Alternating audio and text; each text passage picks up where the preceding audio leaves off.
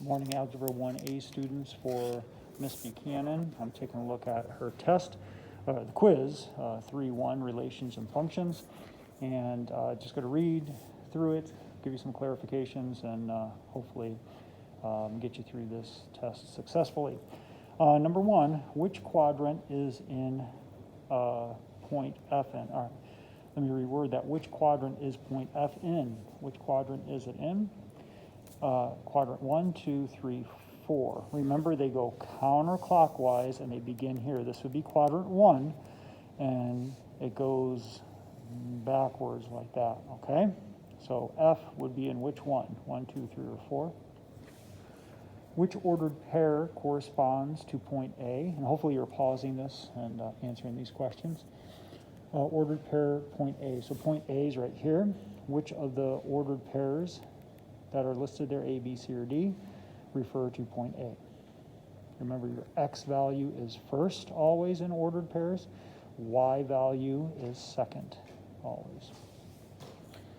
Which points have positive Y coordinates?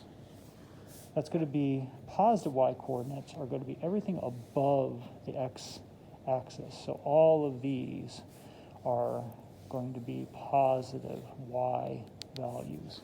So which pair best represents that? A, B, C, or D? For 4, state the domain and range, and is it a function? Remember, the domain are all the X values. I have X, Y, X, Y, X, Y, X, Y coordinates, X, Y coordinates. So remember, the domain, all the X coordinates, the range, all the Y coordinates. Is it a function? If it does not have repeating X values, it is a function. If it does have repeating X values or repeating domain, it is not a function. Okay? Create a map. You're going to put all your X values here, all your Y values here, and then you're going to draw lines from the X values to the Y values, how they pair up. Okay, and you have an example here, number 8. What that's going to look like. For questions 6 through 12, state the domain and range, and then determine if the relation is a function. So we're going to do the domain and range for this. First of all, you have to name all these points. So for instance, the first one is -1, -2. So you're going to want to write -1, -2 up here. You might want to write these somewhere, I don't know, on another sheet of paper down here or something to list these. So, you know, your first domain is going to be -1. Your first range is going to be -2. Do that for all of these points. Give their coordinates. List the domain, the range. If it's a function, remember, if it's a function, it will not have any repeated domain numbers. Number 7, here you have all your X values and your Y values. Just list your X values, list your Y values. Is it a function? It's a function if it does not have any repeated domain numbers or X values. Number 8, here's all your X's, here's all your Y's. List all your X's, list all your Y's. If it's a function, it will not have any repeated domain or X values. Number 9, do not have to do the domain and range, just whether or not it's a function. So you have a vertical line test. Wherever you put vertical lines, or you could just use the vertical lines that are on the graph, the vertical lines.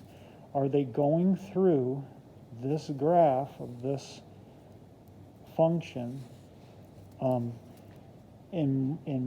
this line, I should say, kind of gave you the answer. Is it going through more than one place? You know, 1, 1, 1, 1, 1. If it's more than one place, it's not a function. Number 10, notice this one. See this vertical line right here? It hits it here and here. So is that going to be a function if it hits it in 2 places? Number 11, remember, don't have to do the domain and range. If it's the vertical lines are only hitting this line in one place at a time, it is a function. Number 12, Don't worry about domain and range. Remember, this, take a look at this. If I put a vertical line right here, it's hitting this line here, here, here, here, here, here, here. I mean, infinite amount of places. So is it a function? Number 13, use the 4 graphs shown below to answer 13 through 15. So you're going to answer either graph A, graph B, graph C, or graph D. Think about it. Number 13, Laura got on a treadmill and started to run. Which graph best represents her heart rate in the first minute? So her heart rate obviously is going to be increasing. Which graph shows that? It's either going to be A, B, C, or D. Number 14, which graph could represent the speed of a car as it approaches a stoplight? So it's going to be coming down, it's going to be coming to a stop, slowing down. Which graph best represents that? Graph A, graph B, graph C, graph D. And lastly, number 15, which graph best represents the download speed of a large file? Whenever I'm downloading a large file, it kind of is pretty steady. Would that be graph A, graph B, graph C, graph D? Okay, hopefully this helps. And good luck on this test.